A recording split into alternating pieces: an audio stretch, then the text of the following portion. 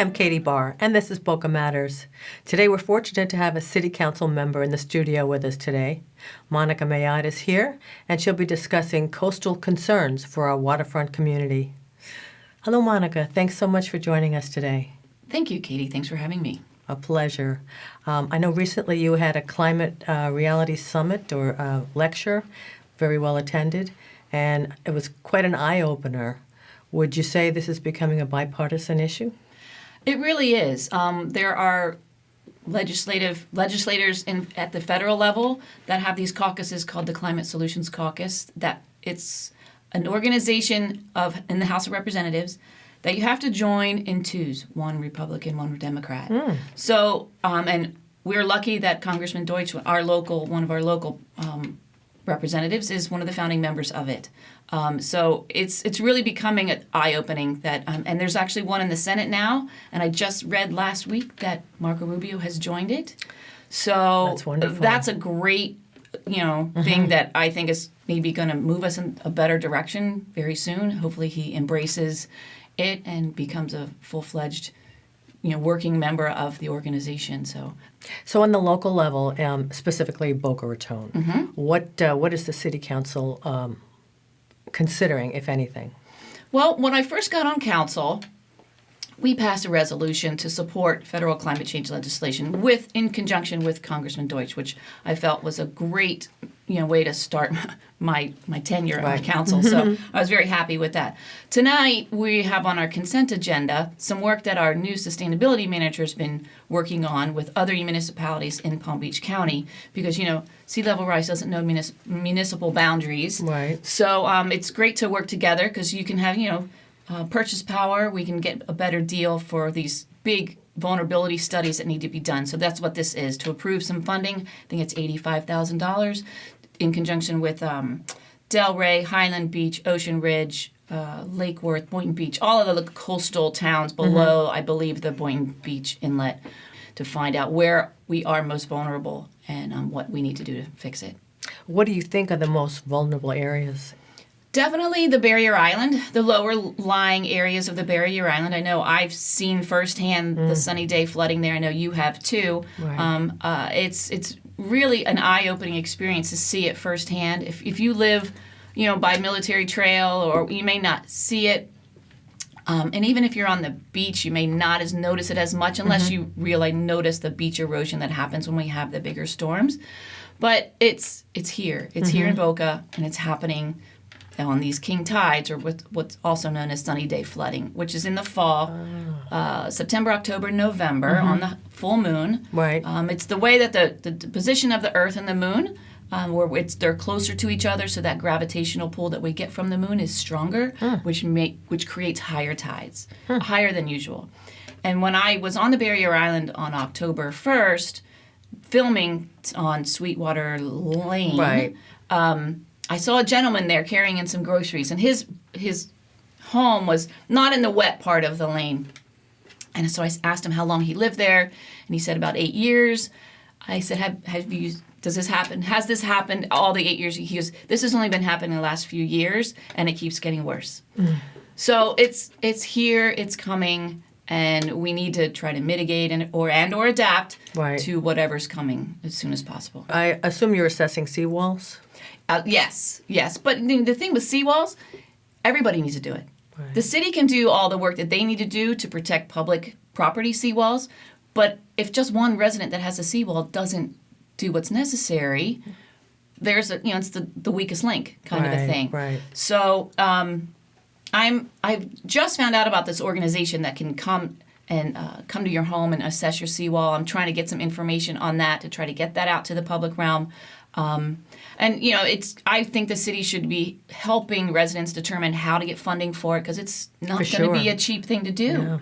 Yeah. But if you have a multi-million-dollar property on the intercoastal, you want to protect it as much as you can. So the seawall is private property? Yes. Yes. Interesting. Yes. In addition to seawall, is there any other factors that you'd have to consider when it comes to flooding? Well, the problem with South Florida, it's not like the Netherlands or Denmark that have these dikes and these dams that can hold back the water. Our topography of the state of Florida is limestone, which is like a sponge. So as the sea water rises, it pushes that fresh water back in the aquifer, and it pushes that fresh water up into the inland areas. So you're not just going to see flooding on the beaches and on the intercoastal. You're eventually going to see flooding inland, west of Military, however. I mean, it'll West be a of Military. Yeah, you will see it. I mean, now Wow. Miami-Dade gets flooding in their Westchester area, which is, out by the airport. It's not a coastal area. My gosh. Yeah. Yep. So is saltwater encroaching on freshwater? Yes, that's what they call saltwater intrusion. As the seas rise, so the aquifers at this level, and as the seas rise, they get higher than the aquifer, and therefore intrude into our aquifer and then ruin our fresh drinking water. So there's a lot of issues that need to be addressed. There are a lot of issues. So, there are dikes and dams and, pumps and all kinds of mechanisms that can be used to try to stop the salt water from intruding. But it again It's costs an issue. money. Costs money. That's Yeah. true. What can residents do, if anything? Well, if they live on the intercoastal or a canal, I would definitely have their seawalls assessed to see what they need. They can go, there's a website called floodiq.com, and it will, if you put in your address, it'll show your vulnerability, your property's vulnerability to sea level rise. And it's sponsored by NOAA, and it's a very reputable science-based website to use to determine your vulnerability. I think it's a great tool. That's great. I know at your presentation the other night, it was, as I say, eye-opening and a little nerve-wracking. Yeah. But you did end it on a kind of a positive note that there is hope. I mean, we're not just totally helpless. No, there's a lot of great technology advances with solar power, wind power, batteries. All of these things are coming along so well. Solar power is now cheaper in a lot of areas around the world, and wind, than coal or natural gas. So we're making great strides. We just need to keep moving in that direction. Unfortunately, we need to move a little quicker Right. because the timelines are running out, according to the International Panel on Climate Change, the IPCC. They put out the big report every 5 years or so. So we just need to hurry it up. Maybe if people see it impacting them personally, like, Yeah. is there a point where banks or insurance companies are going to take a look at this? Absolutely. We're already seeing in Miami-Dade County, there are some banks that won't issue 30-year mortgages to homes in flood-prone areas.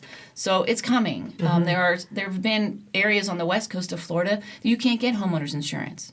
So it's tough. And the National Flood Insurance, you're probably going to see some changes to that, because the National Flood Insurance Program right now is based on historical information, not any forecasted information. So I'm not, and it's very inexpensive. Like my homeowner's insurance, my flood insurance is only $600.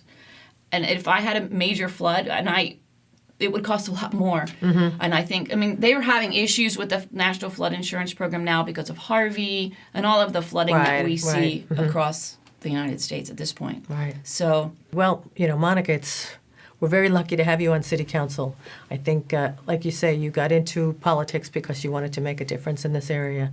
And maybe you'll be inspiring more people to do the same. I hope so. I think the reasons I got into wanted to be an elected official was because I realized that we needed more elected officials who understand the climate change issue, and so that we can create laws to deal with the issues that we're going to be faced with. Thank you, Monica. Good work. Thank you very much. Okay. Thanks for having me. That's it for today, everyone. Thanks for watching. We hope you'll keep your browser set to bocafirst.org, where local issues are always on the top of our mind.